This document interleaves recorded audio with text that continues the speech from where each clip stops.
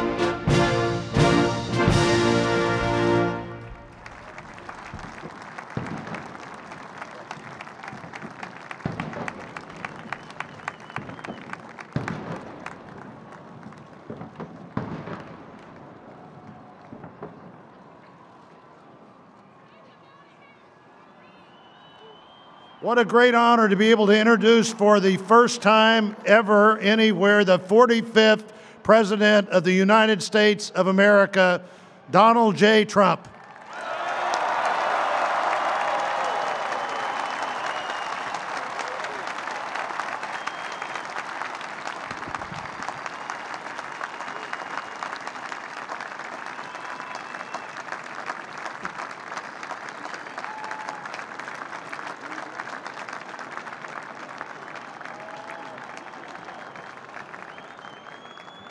Chief Justice Roberts, President Carter, President Clinton, President Bush, President Obama, fellow Americans, and people of the world, thank you.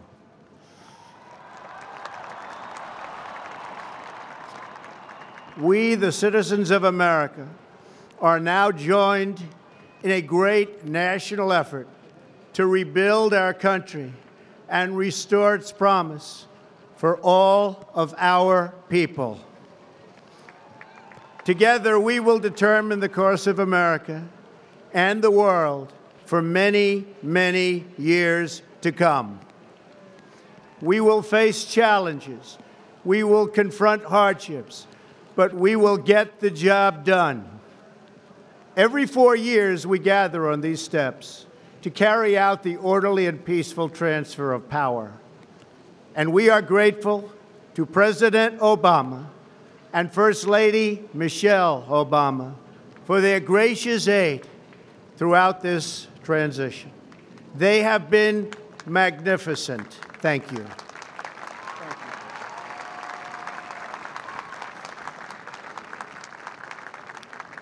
Today's ceremony, however, has very special meaning, because today we are not merely transferring power from one administration to another or from one party to another, but we are transferring power from Washington, D.C., and giving it back to you, the people.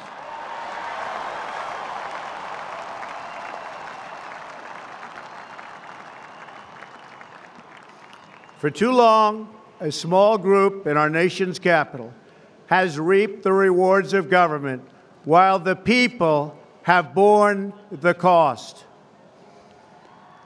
Washington flourished, but the people did not share in its wealth. Politicians prospered, but the jobs left and the factories closed. The establishment protected itself, but not the citizens of our country. Their victories have not been your victories. Their triumphs have not been your triumphs. And while they celebrated in our nation's capital, there was little to celebrate for struggling families all across our land.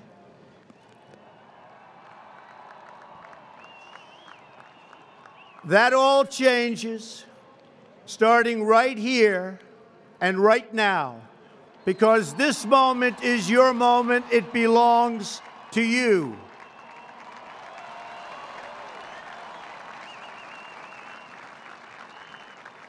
It belongs to everyone gathered here today and everyone watching all across America. This is your day. This is your celebration. And this, the United States of America, is your country.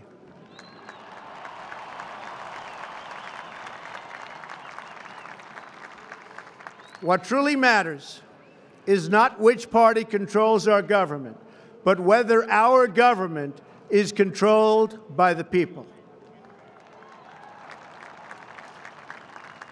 January 20th, 2017 will be remembered as the day the people became the rulers of this nation again.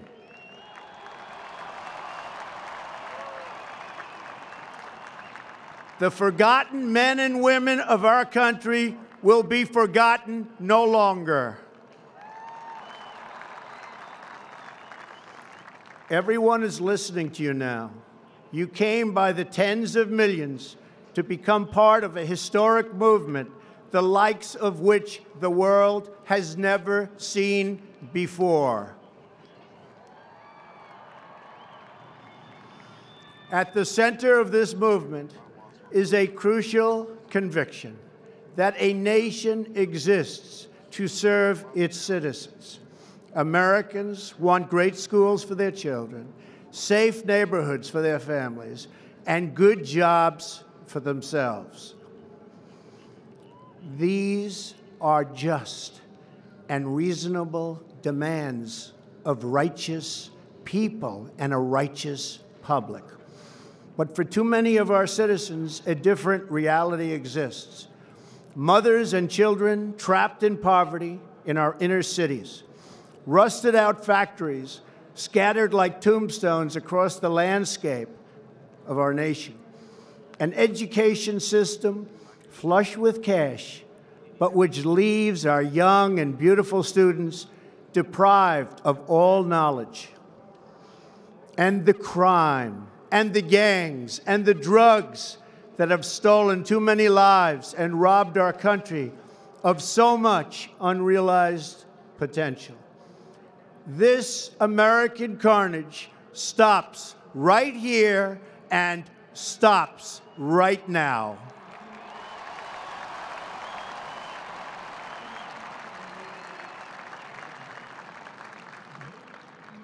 We are one nation, and their pain is our pain. Their dreams are our dreams, and their success will be our success. We share one heart, one home, and one glorious destiny. The oath of office I take today is an oath of allegiance to all Americans.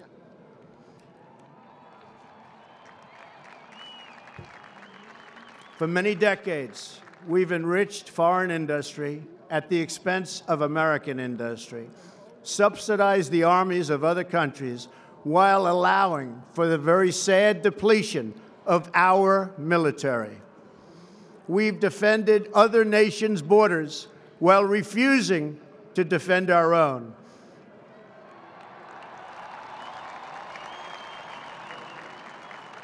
And spent trillions and trillions of dollars overseas while America's infrastructure has fallen into disrepair and decay.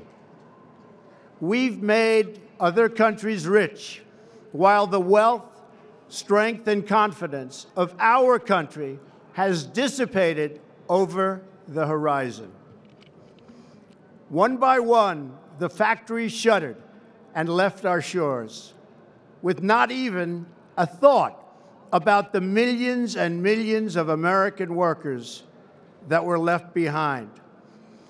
the wealth of our middle class has been ripped from their homes and then redistributed all across the world. But that is the past. And now we are looking only to the future.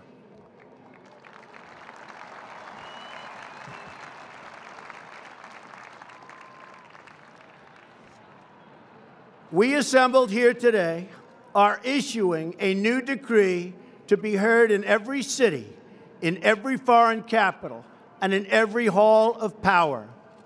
From this day forward, a new vision will govern our land.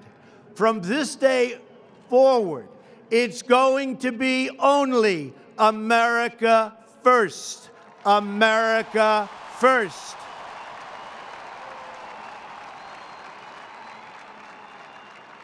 Every decision on trade, on taxes, on immigration, on foreign affairs will be made to benefit American workers and American families.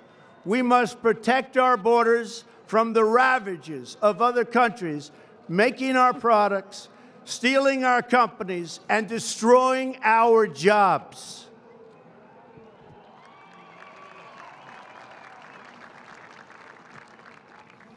Protection will lead to great prosperity and strength.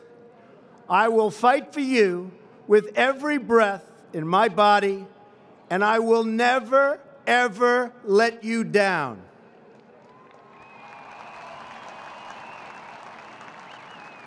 America will start winning again, winning like never before. We will bring back our jobs. We will bring back our borders. We will bring back our wealth. And we will bring back our dreams.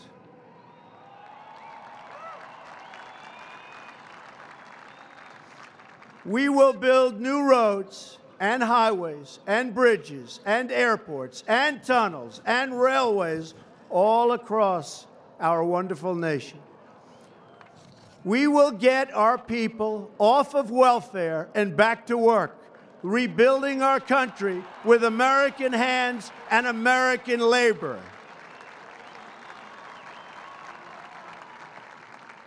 We will follow two simple rules: buy American and hire American. We will seek friendship and goodwill with the nations of the world, but we do so with the understanding that it is the right of all nations to put their own interests first. We do not seek to impose our way of life on anyone, but rather to let it shine as an example. We will shine for everyone to follow.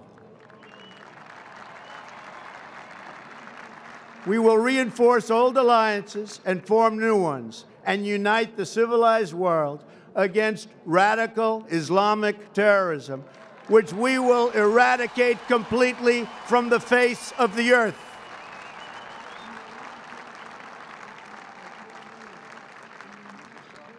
At the bedrock of our politics will be a total allegiance to the United States of America. And through our loyalty to our country, we will rediscover our loyalty to each other. When you open your heart to patriotism, there is no room for prejudice.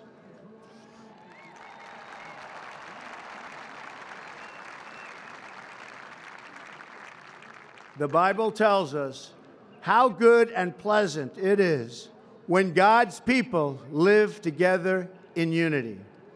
We must speak our minds openly, debate our disagreements honestly, but always pursue solidarity. When America is united, America is totally unstoppable.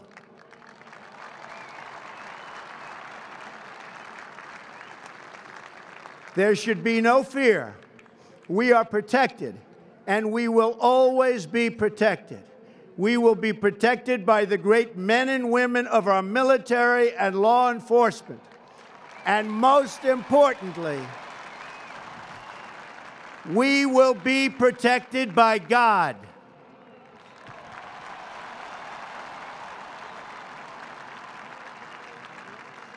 Finally, we must think big and dream even bigger. In America, we understand that a nation is only living as long as it is striving. We will no longer accept politicians who are all talk and no action, constantly complaining but never doing anything about it.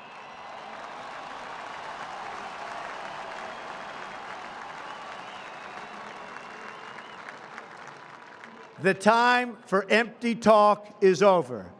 Now arrives the hour of action.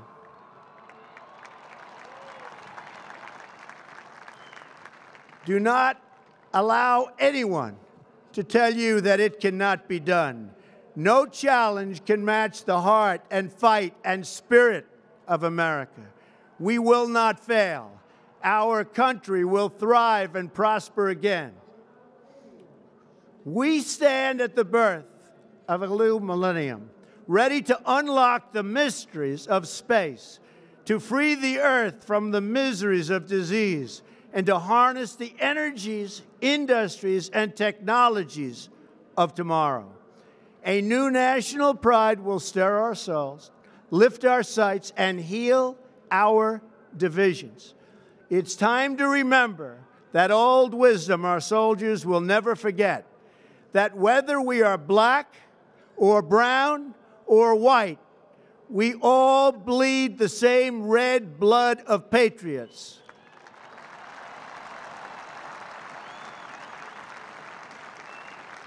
We all enjoy the same glorious freedoms, and we all salute the same great American flag.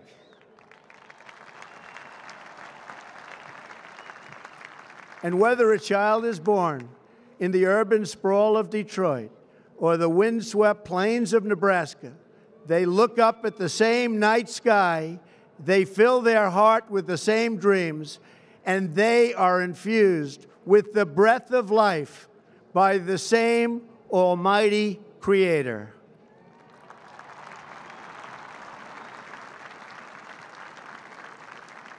So to all Americans in every city, near and far, small and large, from mountain to mountain, from ocean to ocean, hear these words: you will never be ignored again.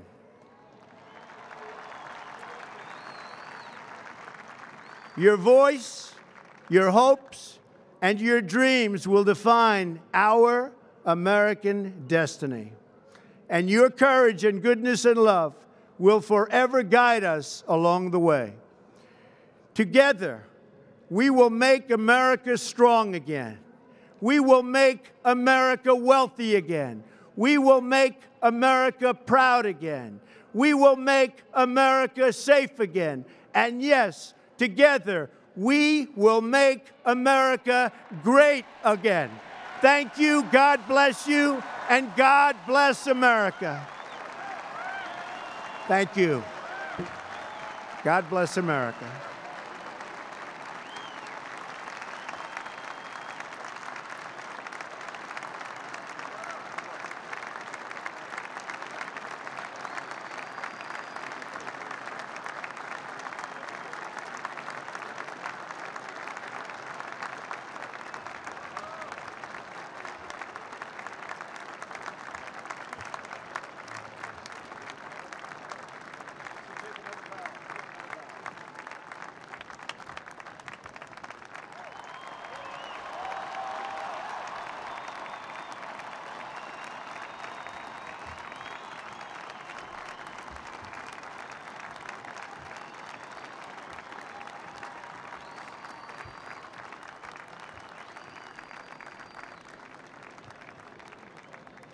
At this time, I call on Rabbi Marvin